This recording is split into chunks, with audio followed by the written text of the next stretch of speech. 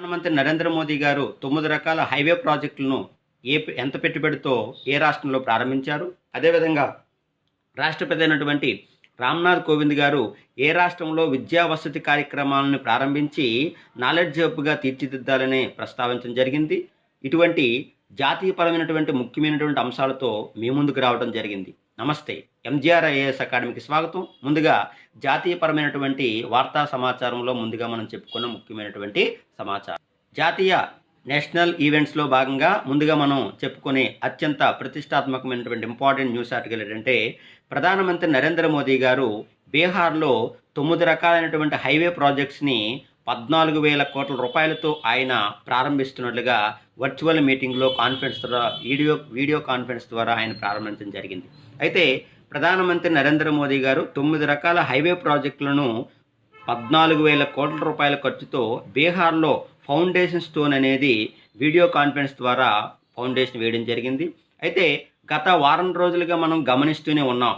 బీహార్లో అత్యంత ఆధునికరమైనటువంటి ఇన్ఫ్రాస్ట్రక్చర్ సంబంధించినటువంటి కార్యక్రమాలని నరేంద్ర మోదీ గారు ప్రారంభించడం చూసాం. అందులో భాగంగా ఈ 9 హైవే ప్రాజెక్టులను బీహార్లో ఆప్టికల్ ఫైబర్ ఇంటర్నెట్ సర్వీస్ని అనుసంధానం, అలాగే బీహార్ కనెక్టివిటీ, అలాగే బీహార్ ట్రాన్స్పోర్ట్, అలాగే బీహార్ రైల్వే, అలాగే బీహార్ రోడ్వే ట్రాన్స్పోర్ట్ సంబంధించినటువంటి ఇన్ఫ్రాస్ట్రక్చర్ కార్యక్రమాలు, ఇటువంటి కార్యక్రమాలను గత వారం రోజులుగా ప్రధానమంత్రి నరేంద్ర మోదీ గారు బీహార్లో కార్యక్రమంలో భాగంగా ప్రారంభించిన అంశాన్ని చూస్తూనే ఉన్నాం. అయితే ఇటువంటి ఇన్ఫ్రాస్ట్రక్చర్ కార్యక్రమంలో భాగంగా భారతదేశాన్ని మౌలిక వసతుల్లో భాగంగా అన్ని రాష్ట్రాల్లో కూడా తీర్చిదిద్దాలనేటువంటి దృఢమైనటువంటి ఆలోచనలో ఈ కార్యక్రమాన్ని ప్రారంభించడం జరిగింది. అయితే ఇక్కడ అభివృద్ధికి నోచుకోలేనటువంటి పేదరికంతో ట్రాన్స్పోర్ట్కి ఇబ్బంది కలిగినటువంటి భారతదేశంలో ఏ రాష్ట్రాలు అయితే ఉన్నాయో ఆ రాష్ట్రంలో ముఖ్యంగా ఆ రాష్ట్రంలో మౌలిక వసతులు అంటే మెయిన్ ఇంపార్టెంట్ ఏంటంటే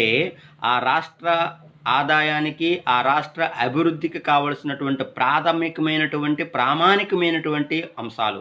ఒకటి ట్రాన్స్పోర్ట్ అనేది చాలా కీలకమైనటువంటి అంశము. అలాగే ఇన్ఫర్మేషన్ బ్రాడ్కాస్టింగ్ సమాచార వ్యవస్థ అనేది చాలా కీలకమైనది.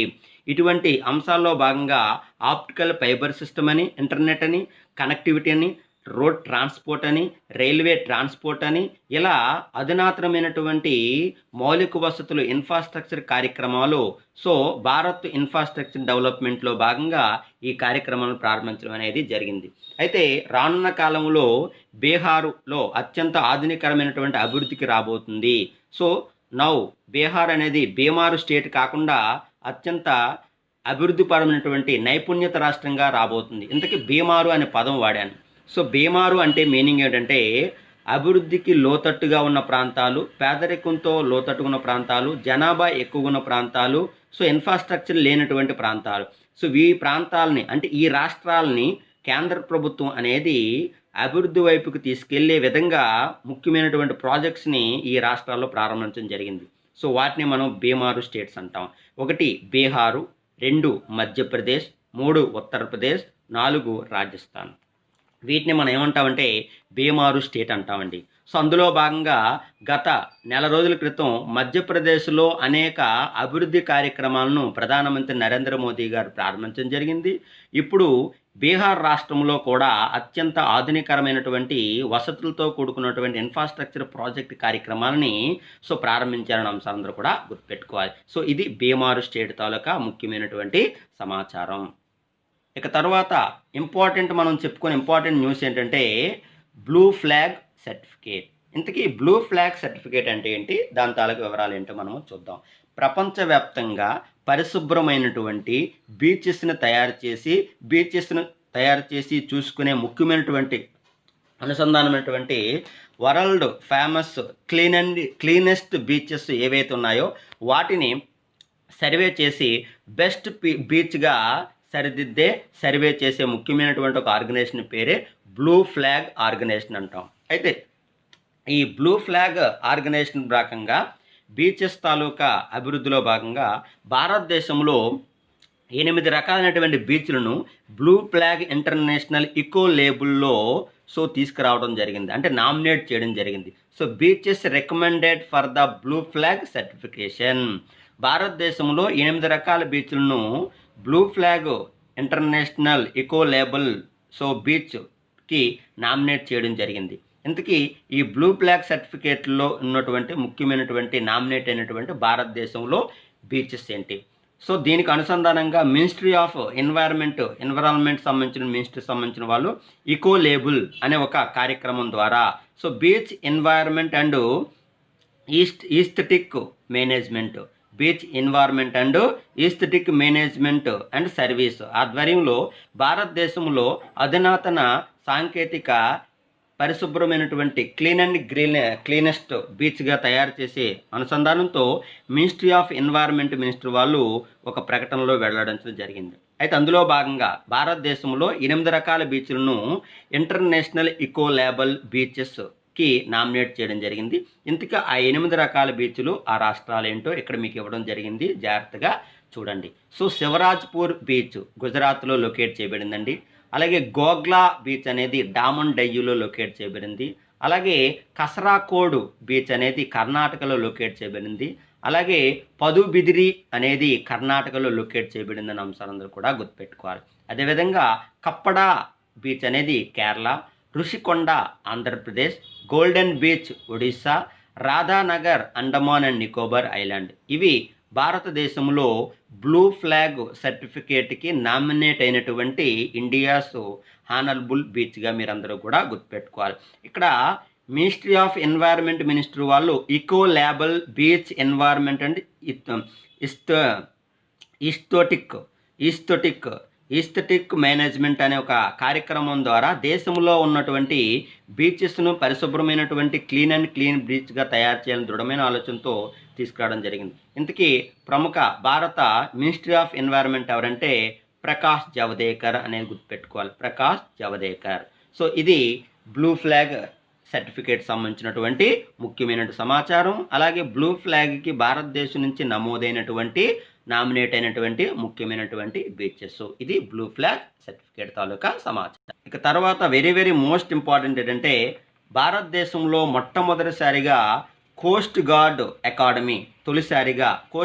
అకాడమీని ట్రైనింగ్ సెంటర్ని దేశంలో తొలిసారిగా 158 ఎకరాలలో మంగుళూరు, బెంగళూరు రాష్ట్రంలో కర్ణాటకలో ఎస్టాబ్లిష్ చేయడానికి కేంద్ర ప్రభుత్వం అనేది సన్నాహాలు చేస్తుంది. అయితే ఇక్కడ మనం గమనిస్తూ ఉన్నాం, సీపోర్ట్లో భాగంగా జరిగే ప్రమాదాలకి అంతర్జాతీయపరమైనటువంటి అంశాలలో చాలా ప్రమాదకరమైనటువంటి అంశాలు మనం ఎదురు చూస్తూనే ఉన్నాం, ప్రమాదాలకు మనం లోనవుతూనే ఉన్నాం. అటువంటి ప్రమాదాలని అన్ని విధాలుగా మనము తట్టుకోవాలన్న దృఢమైన ఆలోచనతో కేంద్ర ప్రభుత్వం అనేది కోస్ట్ గార్డ్ అకాడమీని తొలిసారిగా మంగుళూరు ప్రాంతంలో బెంగళూరు రాష్ట్రంలో 158 ఎకరాలతో నిర్మించబోతుందన్న అంశాలందరూ కూడా గుర్తుపెట్టుకోవాలి. ఇక్కడ నుంచి మనకి ఆర్మీ నేవీ సంబంధించినటువంటి అంశాల్లో భాగంగా షిప్పింగ్లో ఉన్నటువంటి ఎవరైతే కోస్ట్ గార్డ్ ఎంప్లాయీస్ ఉన్నారో వాళ్ళకి అత్యంత ఆధునికరమైనటువంటి శిక్షణ అనేది ఇవ్వబోతున్నారు ఈ ట్రైనింగ్ సెంటర్.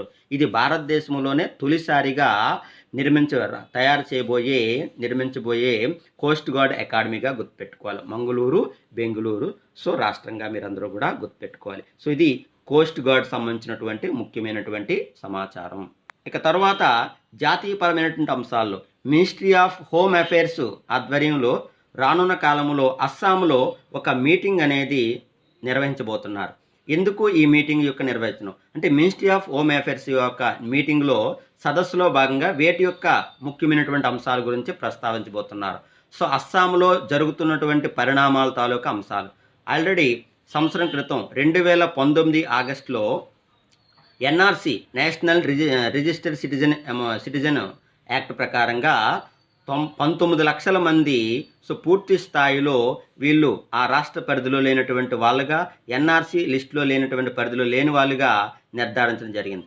అక్కడి నుంచి ఆ రాష్ట్రంలో అన్ని విధాలుగా వివాదపరమైనటువంటి అంశాలు మనం చూస్తూనే ఉన్నాం. అయితే ఎన్ఆర్సి తాలూకా విధానాన్ని పరిశీలించడము, అలాగే అస్సాం సంబంధించినటువంటి రాష్ట్రంలో ముఖ్యంగా 6 కమ్యూనిటీ వర్గాలు ఏవైతే ఉన్నాయో, షెడ్యూల్ ట్రైబల్ సంబంధించిన వర్గాలు ఏవైతే ఉన్నాయో వాటికి స్వయం ప్రతిపత్తి, మాకు ప్రత్యేకమైనటువంటి అటానమస్ కావాలి, ఎటువంటి ఎవరు కూడా అధికారం లేనటువంటి విధానంలో మాకే పరిపాలించుకునే ఒక కమ్యూనిటీ వర్గాన్ని మాకు కల్పించాలి అని అస్సాంలో 6 కమ్యూనిటీ వర్గాలు అనేది ట్రైబల్ సంబంధించిన వర్గాలు ఏవైతే ఉన్నాయో వాటికి అటానమస్ని ప్రకటించే సందర్భాల్లో జరుగుతుంది. అయితే వాటి గురించి చర్చించే అవకాశం ఉంది. అలాగే అస్సాం అక్కాడ్ గురించి సందర్భాల్లో ముఖ్యంగా ప్రస్తావించే అవకాశం ఉంది. ఇటువంటి అస్సాంలో జరుగుతున్నటువంటి పరిణామాన్ని దృష్టిలో ఉంచుకొని మినిస్ట్రీ ఆఫ్ హోమ్ అఫైర్స్ వారు ఒక సదస్సు నిర్వహించబోతున్నారన్న అంశాలందరూ కూడా గుర్తుపెట్టుకోవాలి. సో ఇది అస్సాంలో నిర్వహించబోయే మినిస్ట్రీ ఆఫ్ హోమ్ అఫైర్స్ సదస్సు తాలూకా ముఖ్య సమాచారం. ఇక తర్వాత వచ్చే ఇంపార్టెంట్ ఏంటంటే రాజ్యసభలో వర్షాకాల సమావేశంలో ముఖ్యంగా అగ్రికల్చర్ సంబంధించినటువంటి 2 ముఖ్యమైనటువంటి బిల్లుని ఆమోదించడం జరిగింది. అయితే farmers produce trade and commerce, so అలాగే ఫార్మర్స్ ఎంపవర్మెంట్ ప్రొటెక్షన్ యాక్ట్ 2020, అలాగే ఫార్మర్స్ సర్వీసింగ్ బిల్, ఇటువంటి అంశాలు అనేవి పార్లమెంట్లో లోక్సభ మరియు రాజ్యసభలో దీనికి సంబంధించినటువంటి అంశాల్లో ఆమోదించడం జరిగింది. దీని గురించి ప్రధానమంత్రి నరేంద్ర మోదీగా ప్రస్తావిస్తూ ఈ బిల్లు ఆమోదించినటువంటి దినం అనేది రోజు అనేది చారిత్రాత్మకమైన రోజుగా గమనిస్తూ ఆయన తన ట్వీట్లో ఒక సందర్భంలో వెల్లడించడం జరిగింది. రానున్న కాలంలో రైతాంగానికి అధునాతనమైనటువంటి ఒక మౌలిక వసతులు కూడుకున్నటువంటి విధానాన్ని తీసుకురాబోతున్నామని, ఇది దేశంలో పంటకాలను ఏ రాష్ట్రంలోనైనా ఏ ప్రాంతంలోనైనా సరే ఎవరికైనా అమ్ముకోవచ్చు అనే విధానాన్ని ఈ కార్యక్రమం ద్వారా, ఈ బిల్లు ద్వారా రైతులందరికీ కూడా తోడ్పాటు కల్పించే విధమైన అంశాలు ప్రకటించడం జరిగింది. అయితే దీనికి సంబంధించినటువంటి అపోజిషన్ వాళ్ళు ఈ యొక్క బిల్లుని రైతుని మీరు పూర్తి స్థాయిలో లోతట్టుకు తీసుకెళ్లే స్థాయికి తీసుకువెళ్తున్నారు. ఇది ప్రజాస్వామ్య విధానానికి వ్యతిరేకతగా చూస్తున్నటువంటి అంశం. ప్రభుత్వపరమైనటువంటి అంశాలు అనేవి రానున్న కాలంలో రైతులకి చేరువలో లేనటువంటి సందర్భాల్లో ఈ బిల్లులు ఉన్నాయి అని ప్రతిపక్షాలు అనేవి వాపోతున్నా, అయితే రానున్న కాలంలో ఈ యొక్క బిల్లు తాలూకు అంశాలు అనేది రైతుల పట్ల ఎటువంటి విధానాన్ని తీసుకొస్తుందో మనకి కాలమే సమాధానం చెప్పాలి. ఎందుకంటే ఈరోజు మినిమం సపోర్ట్ ప్రైస్ అనేది కేంద్ర ప్రభుత్వం అనేది రైతులకు ఇవ్వాలండి. ఇదే కానీ ఒక వ్యాపార లావాదేవీలు కూడుకున్నటువంటి విధానాల్లో రైతాంగానికి మనం ఇప్పుడు కల్పిస్తున్నట్లయితే వాళ్ళ తాలూకు కష్టాలు మళ్ళీ స్టార్ట్ అయినట్టుగా. వాచ్ అండ్ సీ, మనం వేచి చూడవలసిందే ఎటువంటి అంశాలు రాబోతున్నాయనేది మనకి చూడవలసిందే. ఇది అలాగే ఇది పార్లమెంట్ సంబంధించిన అంశాల్లో లోక్సభలో ప్రస్తావించినటువంటి బిల్లు, ఆమోదించిన బిల్లు. అలాగే మనకి లోక్సభలో ఈ పిఎం కేర్ ఫండ్ వచ్చింది చూసారా, కోవిడ్-19 తాలూకా ప్రభావంతో దేశంలో ఏర్పాటు చేసినటువంటి ఫండ్ ఏదంటే పిఎం కేర్ ఫండ్ అంటాం. అయితే ఈ పిఎం కేర్ ఫండ్ ద్వారా ఎవరైతే దీనికి డొనేట్ చేస్తారో వాళ్ళకి పూర్తి స్థాయిలో ట్యాక్సేషన్ ఎక్సెప్షన్ అంటాం. అంటే ఎటువంటి భారత ప్రభుత్వానికి ఎంత వాళ్ళు అక్కడ డొనేట్ చేసినా దానికి వాళ్ళు ట్యాక్స్ చెల్లించవసరం లేదు. అటువంటి ట్యాక్సేషన్ సంబంధించినటువంటి ఎక్సెప్షన్ బిల్లుని 2020లో ఆమోదించారన్న అంశాన్ని అందరూ కూడా గుర్తుపెట్టుకోవాలి. ఇది ముఖ్యంగా మనం ఈరోజు చర్చించుకున్నటువంటి ముఖ్యమైన సమాచారం. ఇక తర్వాత ముఖ్యంగా మనం చెప్పుకునే అత్యంత ముఖ్యమైనటువంటి ఇంపార్టెంట్ ఏంటంటే రాష్ట్రపతి రామ్నాథ్ కోవింద్ గారు ఒక వీడియో కాన్ఫరెన్స్ ద్వారా ఒక సదస్సులో జమ్మూ కాశ్మీర్లో జరుగుతున్న సమస్యలను పరిష్కరించాలంటే ఈరోజు జమ్మూ కాశ్మీర్లో అత్యంత యుద్ధ వాతావరణం నెలకొలింది. అటువంటి శత్రుత్వంతో ఆక్రోశంతో ఉన్నటువంటి యుద్ధ వాతావరణాన్ని ప్రశాంతంగా ఉంచాలంటే ఆ రాష్ట్రంలో ముఖ్యంగా మనం చేయవలసినటువంటి ఇంపార్టెంట్ ఏంటంటే ఎటువంటి సమస్యకైనా పరిష్కరించే విధానం కలిగి ఉన్నటువంటి వ్యవస్థ విద్యా వ్యవస్థ. కనుక విద్యతో కూడుకున్నటువంటి అధునాతన సాంకేతిక పరమైనటువంటి కల్చరల్ యాక్టివిటీస్ సంబంధించినటువంటి విద్యా విధానాలని, విద్యా వసతి కార్యక్రమాలను ఆ రాష్ట్ర ప్రజలకు అందుబాటులో ఉండే విధంగా తీసుకురావాలనే అంశంతో ఈ రామ్నాథ్ కోవింద్ గారు ఒక ప్రకటనలో వెల్లడించడం జరిగింది. దీని ద్వారా జమ్మూ కాశ్మీర్లో రాష్ట్రంలో నాలెడ్జ్ హబ్గా తీర్చిదిద్దాలని దృఢమైన ఆలోచనతో ఈ యొక్క కార్యక్రమాలను ద్వారా ఆ రాష్ట్రంలో ప్రతి ఒక్కరూ కూడా విద్యావంతులైనట్లయితే ఆలోచన ప్రధానం ఉండి దీంతో ఆక్రోశాలు అలాగే శత్రుత్వపరమైనటువంటి అంశాలు, ఉగ్రవాదపరమైన అంశాలు దూరం చేయొచ్చు అనేది రామ్నాథ్ కోవింద్ గారు న్యూ ఎడ్యుకేషన్ పాలసీలో భాగంగా ప్రస్తావించినటువంటి అంశంగా మీరందరూ కూడా గుర్తుపెట్టుకోవాలి. ఇది ఈరోజు మనం చర్చించుకున్న ఇంపార్టెంట్ ముఖ్యమైనటువంటి. రాష్ట్రపతి